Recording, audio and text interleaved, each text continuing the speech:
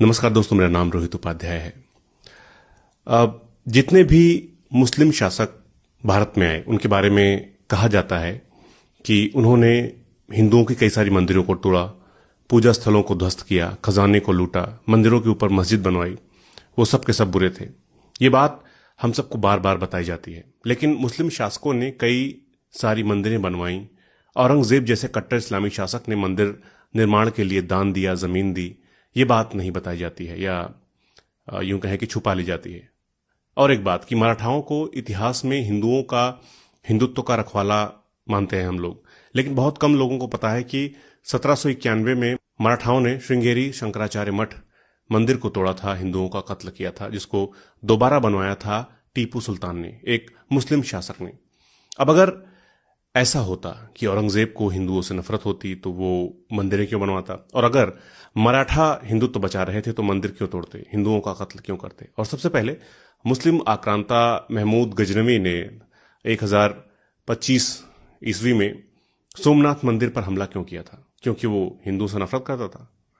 नहीं, मंदिर पर हमला खजाना लूटने के लिए किया गया था। तो भारत में जितनी भी मंदिरें तोड़ी गईं उनके पीछे यही दो इरादे थे। पहला, खजाना लूटना, दूसरा, अपने पावर का एहसास कराना।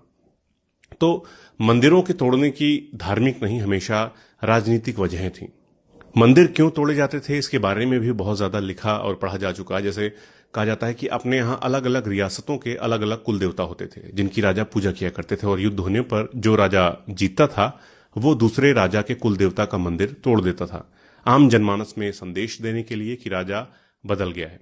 अब मुझे पता है कि ये सारी बातें आपको थोड़ी अटपटी लग रही होंगी, इन्हें मानने में, इन्हें समझने में आपको परेशानी हो रही होगी, मगर उस दौर पर लिखी इतिहास की कोई भी किताब उठाकर आप पढ़ लीजिए, यही लिखा है, यही सच है। किसी ढंग की वेबसाइट पर गूगल करके भी पढ़ सकते हैं, मगर हो सकता है कि ये बातें आपके व्हाट्सएप वाले फर्जी ज्ञान से मेल न खाए, इसलिए कई लोगों को यह सच स्वीकारने में थोड़ी दिक्कत हो सकती है। लेकिन जो सही है वो सही है, जो सच है वो सच ही कहा जाएगा।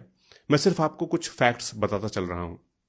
औरंगजेब से ही शुरुआत करते हैं। औरंगजेब ने बनारस का विश्वनाथ मंदिर तोड़ा, लेकिन उज्जैन का महाकालेश्वर मंदिर, प्रयागराज के सोमेश्वर महादेव मंदिर, चित्रकूट का बालाजी मंदिर, गुवाहाटी का उमानंद मंदिर, ऐसे कई मंदिरों को बनवाने के लिए औरंगजेब ने पैसा दिया, जमीन दी।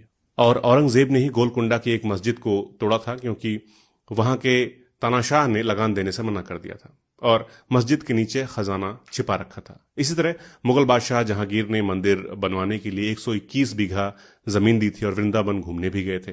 अगर किसी पंडित पुजारी को कोई समस्या होती थी तो वो बादशाह तक जा सकता था और सुनवाई भी जल्द होती थी। अकबर के बारे में हम जानते ही हैं कि उन्होंने मथुरा वृंदावन में कई मंदिरों का निर्माण कराया था। उनके फरमान का प्रमाण तक मौजूद है, लेकिन इतिहास से कुछ घटनाओं को निकालकर इस तरह से पेश किया जाता है जैसे कि सभी मुस्लिम शासक बुरे थे, हिंदुत्व विरोधी थे। ऐसा इसलिए किया जाता है ताकि झूठ बोलकर हिंदुओं को इकट्ठा कर लें, चुनाव जीत लें। यही बस इनकी राजनीति है, क्योंकि इकोनॉमी संभालना इनके बस की है नहीं, रोजगार दे नहीं पा रहे, महंगाई जबरदस्त तरीके से बढ़ती जा रही है। एक ना एक दिन सभी को यह एहसास हो जाना है कि गलत जानकारी लोगों के दिमाग में भरकर चुनाव जीतने के लिए उन्हें बेवकूफ बनाया गया। अयोध्या की हनुमानगढ़ी मंदिर भी जानते ही हैं आप लोग, वो किसने बनवाई है? गूगल कर लीजिए, जवाब मिलेगा आपको, नवाब शुजाउद्दौला ने। वही अवध के नवाब शुजाउद्दौला जो मुस्लिम थे, मगर उनके साथ मिलकर नागा सन्यासी राजेंद्र गिरी और उनके शिष्य अनूप गिरी और उमराव गिरी की बिना कपड़ों वाली सेना काशी के हिंदू राजा बलवंत सिंह के खिलाफ लड़ी थी।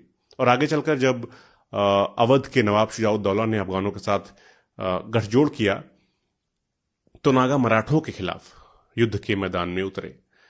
तो ये धर्म युद्ध जैसा कभी कुछ था ही नहीं। आचार्य जदुनाथ सरकार की लिखी हुई दशनामी संप्रदाय के इतिहास की किताब में इस बारे में विस्तार से लिखा गया है, चाहे तो पढ़ सकते हैं। तो हमारा इतिहास बहुत ज्यादा मिला जुला रहा है, जिसे अलग करने की कोशिश की जा रही है। और मेरी कोशिश ये है कि जितनी ज्यादा से ज्यादा लोगों तक सही जानकारी पहुंचे उतना अच्छा, और ये तभी होगा जब आप लोग सही जानकारी को शेयर करेंगे। तो मिलते हैं अगले वीडियो में एक नए टॉपिक के साथ। नमस्कार।